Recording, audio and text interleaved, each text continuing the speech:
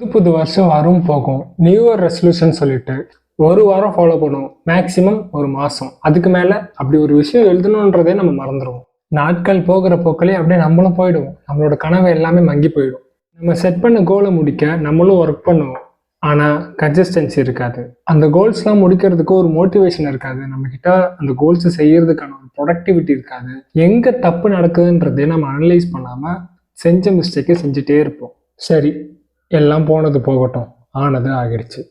இப்போது 2025 ஜான்லேருந்து நம்ம ஸ்க்ராட்சில் இருந்து இப்போ ஆரம்பிக்கலாமா? ஸோ நம்ம லைஃப் வந்து ஒரு அடுத்த கட்டத்துக்கு போகணும், நம்ம வந்து மாறணும், நம்ம லைஃப்பில் நம்ம நினச்ச சக்ஸஸை கோல்ஸ்லாம் அச்சீவ் பண்ணணும் அப்படின்னு நினச்சிங்கன்னா மட்டும் இந்த வீடியோ பாருங்கள். இல்லைனா வீடியோ போடுற எனக்கும் வேஸ்ட்டு, அதை பார்க்குற உங்களுக்கும் time waste. Before getting in to the video, this is Pradeep. இந்த சேனலில் என்னோட லைஃப் எக்ஸ்பீரியன்ஸை பற்றி உங்ககிட்ட நான் ஷேர் பண்ணுவேன். Destroy yourself to build yourself. So why you have to destroy yourself? So இனிஷியலாக ஒரு கோலை ஒன்று செட் பண்ணியிருப்பீங்க. அந்த கோலை முடிக்கிறதுக்கு ஒரு டாஸ்க் ஒன்று முடிக்கலான்னு சொல்லிட்டு நினச்சிருப்பீங்க.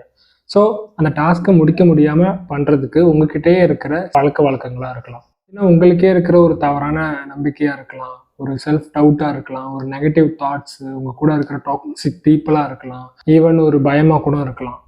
ஸோ இப்போ உங்கள் கோல்ஸை நீங்கள் அச்சீவ் பண்ணாமல் இருக்கிறதுக்கு என்ன காரணம்னு கண்டுபிடிச்சிருப்பீங்க. அடுத்த ஸ்டெப் என்னென்னா, நீங்கள் அந்த காரணத்தை விட்டு கொஞ்சம் கொஞ்சமாக அதை விட்டு வெளில வரணும். ஃபார் எக்ஸாம்பிள், நீங்கள் ஒரு டீ கடை ஒன்று ஆரம்பிக்கலான்னு அப்படின்னு ரொம்ப நாள் நினச்சிட்டு இருக்கீங்கன்னு வைங்களேன். ஸோ இது ஸ்டார்ட் பண்ணால் நஷ்டம் வருமா, லாபம் வருமா அப்படின்னு ஏகப்பட்ட டவுட்ஸு, இது நம்மளால் ஹேண்டில் பண்ண முடியுமான்னு. இப்போ இந்த செல்ஃப் டவுட்டு தான் உங்களோட கோலை அச்சீவ் பண்ணாமல் தடுக்கிறது. செல்ஃப் டவுட்டு தான் நம்மளை வந்து கோலை அச்சீவ் பண்ணாமல் தடுக்குதுன்னு அப்படின்னு கண்டுபிடிச்சிட்டிங்களா? ஸோ இப்போ இந்த செல்ஃப் டவுட்டை விட்டு, அந்த ஜோனை விட்டு வெளில வர்றதுக்கு என்ன பண்ணணும்?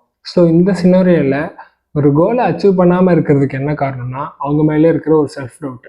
இப்போது நம்ம செல்ஃப் டவுட்டு தான் இங்கே பிரச்சனைன்னு கண்டுபிடிச்சிட்டோம். ஸோ இப்போ என்ன பண்ணணும்னா, இந்த செல்ஃப் டவுட்டுன்ற ஒரு ஜோனை விட்டு வெளில வரணும்னா, நமக்கு கான்ஃபிடென்ஸு, ஒரு கூட்டத்தை, ஒரு கஸ்டமரை ஹேண்டில் பண்ணுற ஸ்கில்ஸு, ப்ராப்ளம் வந்துச்சுன்னா எப்படி ஹேண்டில் பண்ணுறன்ற ஒரு ஸ்கில்ஸு, இந்த கான்ஃபிடென்ஸ் மாதிரியான ஸ்கில்ஸ் எல்லாம் வளர்த்துக்கிட்டு அதுக்கப்புறம் நம்ம வந்து ஒரு டீ கடையை ஸ்டார்ட் பண்ணுறோம், ரன் பண்ணுறோம், ஒரு ப்ராப்ளத்தை சால்வ் பண்ணுறோன்னா நம்ம கோலை நம்ம அச்சீவ் பண்ணலாம். ஸோ நான் இந்த வீடியோவில் உங்களுக்கு ஒரு 2 ப்ராசஸை பற்றி சொல்கிறேன். ஸோ அந்த ப்ராசஸை நீங்கள் தெளிவாக புரிஞ்சுக்கிட்டு அதுபடி ஃபாலோ பண்ணிங்கன்னா கண்டிப்பாக உங்கள் லைஃப்பில் நீங்கள் நினச்ச கோலை இந்த 2025 அச்சீவ் பண்ணுவீங்க. ஸோ ப்ராசஸ் நம்பர் 1 என்னென்னா process of destruction, and process number 2 என்னென்னா process of rebuilding your self. So first ப்ராசஸான ப்ராசஸ் ஆஃப் டிஸ்ட்ரக்ஷனில் மொத்தம் 3 ஸ்டெப்ஸ் இருக்குது. Step number 1, self awareness about your mistake. நான் ஏற்கனவே உங்ககிட்ட சொன்ன மாதிரி உங்கள் கோல்ஸ் அச்சீவ் பண்ணாமல் எந்த ஒரு விஷயம் வந்து தடுக்குதோ, எது வந்து உங்களை நெக்ஸ்ட் ஸ்டேஜுக்கு கொண்டு போகலையோ அது கண்டுபிடிக்கணும் ஃபர்ஸ்ட். நான் இப்போ சொல்கிற 2 கேள்வியை நீங்கள் உங்ககிட்டே கேட்டு பாருங்கள். அதுக்கு கிடைக்கிற பதில் தான், அதுதான் உங்கள் வெற்றிக்கு தடையாக இருக்கிற ஒரு விஷயம். நீங்கள் தொடர்ந்து எந்த மிஸ்டேக் வந்து அதிகமாக ரிப்பீட்டடாக பண்ணிகிட்டே இருக்கீங்கன்ட்டு கவனிங்க. செகண்ட் கொஸ்டின் என்னென்னா, எந்தெந்த காரணம்லாம் என்னோட வெற்றிக்கு ஒரு தடையாக இருக்குது அப்படின்னு நீங்களே அனலைஸ் பண்ண ஸ்டார்ட் பண்ணுங்கள். இந்த 2 கேள்விக்கும் கிடைக்கிற பதில் தான் உங்களோட வெற்றிக்கு தடையாக இருக்கிற காரணங்கள். ஸோ இது கண்டுபிடிச்சாச்சு. ஸோ அடுத்து என்ன பண்ணணும்? செகண்ட் ஸ்டெப்பில் ஃபேஸ் யுவர் ஃபியர். பயத்தை எதிர்கொள்ள ஸ்டார்ட் பண்ணுங்க. ஒரு விஷயத்த பண்ணுறதுக்கு உங்ககிட்ட வந்து ஒரு தைரியம் இருக்காது. ஒரு ஸ்டேஜில் போயிட்டு நீங்கள் பேசணும்னு நினைக்கிறீங்க, ஆனால் உங்களுக்கு ஒரு ஸ்டேஜ் ஃபியர் இருக்குது. உங்ககிட்ட நீங்கள் பேசி ஸ்டார்ட் பண்ணுங்கள். ஃப்ரெண்ட்ஸ் கிட்ட பேசுங்க, அப்புறம் சின்ன ஒரு குரூப் கிட்ட பேசுங்க, அப்புறம் ஒரு பெரிய ஸ்டேஜை வந்து நீங்கள் அங்கே போய் பேசக்குள்ள உங்களுக்கு கொஞ்சம் சேஞ்சஸ் தெரியும். கொஞ்சம் அந்த ஃபியரை வித்ஸ்டாண்ட் பண்ணி அதை கூட ஃபைட் பண்ணி நீங்கள் ஜெயிக்கிறதுக்கான ஒரு நம்பிக்கை உங்ககிட்ட இருக்கும். தேர்ட் ஸ்டெப் என்னன்னா, remove distraction and bad habits. உங்களோட வெற்றிக்கு தடையாக இருக்கிற எந்த ஒரு விஷயமா இருந்தாலும் அதை விட்டு வெளியில் வர்றதுக்கு முயற்சி பண்ணுங்கள். ஒரு டிஸ்ட்ராக்ஷனை ரிமூவ் பண்ணுறதுக்கு ஆல்டர்னேட்டிவாக ஒரு நல்ல விஷயத்தை எடுத்துகிட்டு வந்து அந்த இடத்துக்கு வைங்க. இப்போ வந்து நீங்கள் ஃபோனில் அதிகமாக கான்சென்ட்ரேட் பண்ணி ஃபோனில் டைம் வேஸ்ட் பண்ணிருக்கீங்கன்னா, இப்போ ஃபோனுக்கு பதில் வேறு ஏதாவது ஆல்டர்னேட்டிவ் வைங்க. நீங்கள் ஃபோன் பார்க்குற டைமில் நான் வேறு ஏதாவது ஒரு புக்ஸோட சாப்டரை படிப்போம், ஒரு ஜேர்னல் ரைட் பண்ணுவேன். ஸோ அப்படி ஒரு ஆல்டர்னேட்டிவாக கொண்டு போனால் தான் நீங்கள் வந்து டிஸ்ட்ராக்ஷன் வந்து தப்பிக்க முடியும். ஸோ டிஸ்ட்ராக்ஷனை ரிமூவ் பண்ணுறதுக்கு ட்ரை பண்ணுங்க. ஸோ இப்போ செகண்ட் ப்ராசஸ் என்னென்னா, ரீபில்ட் யுவர் செல்ஃப். ஒரு 3 ஸ்டெப் சொல்கிறேன். ஸோ கேர்ஃபுல்லாக பாருங்கள். ஃபர்ஸ்ட் என்னென்னா, மேக் அ பிளான். உங்களோட கோலை அச்சீவ் பண்ண ஒரு பீரியட் ஆஃப் டைம் தேவைப்படும். அந்த டைமில் எப்பப்போ எந்தெந்த ஒர்க்கை எப்படி பண்ண போகிறோம், என்ன மாதிரியான ப்ராசஸில் வந்து அதை அப்ரோச் பண்ண போகிறோன்றத ஒரு பிளானாக போடுங்க.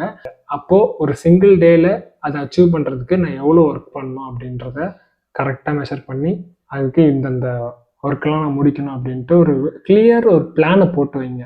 செகண்ட் ஸ்டெப் என்னன்னா டிசிப்ளின். நீங்கள் போட்ட பிளானில் ஒரு சில ஒர்க்கை வந்து மென்ஷன் பண்ணியிருப்பீங்க. அது என்ன ஆனாலும் என்ன எனக்கு வந்து ஒரு நாளில் வேலை இருந்தாலும் அதெல்லாம் நான் செஞ்சுட்டு தான் நைட்டு தூங்குவேன் அப்படின்னு ஒரு டிசிப்ளின். டெய்லி அதை கன்சிஸ்டன்சியாக ஃபாலோ பண்ணணும். அந்த டிசிப்ளின் தான் அங்கே முக்கியம். நிறைய பேர் தோற்று போகிறதுக்கு காரணமே டிசிப்ளின் ஒழுங்காக இல்லாதனால தான். ஸோ அந்த டிசிப்ளினை கரெக்டாக வளர்த்துக்கோங்க. Step number 3 learning. இங்கே லேர்னிங்னா ஒரு புது விஷயத்தை கற்றுக்கிறதுன்னு நான் சொல்ல வரல. உங்கள் மிஸ்டேக்ல இருந்து நீங்கள் கற்றுக்கிறது.